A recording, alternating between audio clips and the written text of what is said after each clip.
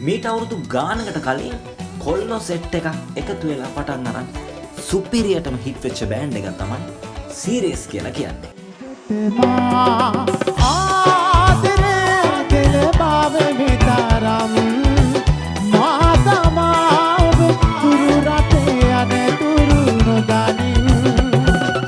ඒ අතර හිටපු තවත් එක වැඩකාරයෙක් තමයි ෂෙනු කල්ප.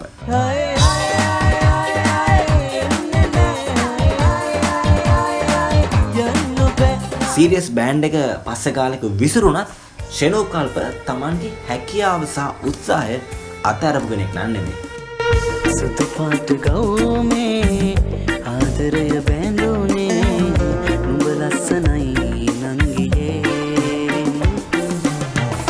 ඔය නිල දැසේ මා දැස බැඳුනේ උරතල් නිසයි පැංචියේ දයෝ ඇයි මන්දා විරසක වෙලා මං උඹව දැකගත්තේ කල්පහුවෙලා ගිනි වතුර මං බොන්නේ උඹ ගැන හිතානේ පොඩි නෑනේ මං උඹගේ ලොකු මස්නා පොඩි නෑනේ මං උඹගේ ලොකු මස්නා. ෂෙනු කාලයක් තිස්සේ ලංකාවේ ජනප්‍රිය බෑන්ඩ් ගණනාවක සෙල්ලම් කළා. අන්තිමට ලංකාවේ ජනප්‍රියම බෑන්ඩ් එකට සම්බන්ධ වුණා. ඒක ලේසි පහසු දෙයක් නෙමෙයි. මොකද ෆ්ලෑෂ්බෑක් රොෂාන් ප්‍රනාන්දුගේ හිතට සෙට් වෙනවා කියන්නේම ඒක වෙනමම ලෙවල් එකක්.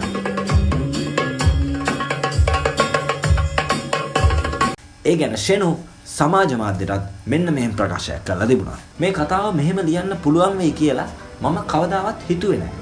හැබැයි මට ටාගට් එකක් තිබුණා. ඒ තමයි සීරියස් බෑන්ඩ් එකෙන් පටන් ගත්ත ගමන මම වෙන බෑන්ඩ් එකකට යනවා නම් යන්නේ රොෂාන් අයියාගේ ෆ්ලෑෂ්බෑක් බෑන්ඩ් එකට විතරයි කියලා හිතාගෙන මම වැඩ කළා. මීට කලින් කවදාවත් මම රොෂාන් අයියා එක්ක වැඩ කරලා තිබුණේ නැහැ.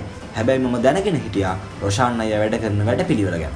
රොෂාන් අයියා එක්ක කතා කළාම මට තේරුම් ගිය එකම දේ එයා වචනයක් කිව්වොත් ඒක ජීවිතේට හරිම වැදගත්. ඉතින් එයා මාව ලස්සනට වෙනස් කළා. ෆ්ලෑෂ්බෑක් මගේ හීනයක්. දවසක අනිවාර්යයෙන් මේ හීනට යනවා කියලා හිතාගත්තා. ගොඩක් අය කිව්වේ ෂෙනුගේ ස්ටයිල් එක ෆ්ලෑෂ්බෑක් වලට සෙට් වෙන්නේ නැති වෙයි කියලා. උත්සාහය, කැපවීම මේ හැමදේම එක්ක ෂෙනු කල්ප කියලා බ්‍රෑන්ඩ් එකක් දැන් ලංකාවේ හැදිලා ඉවරයි.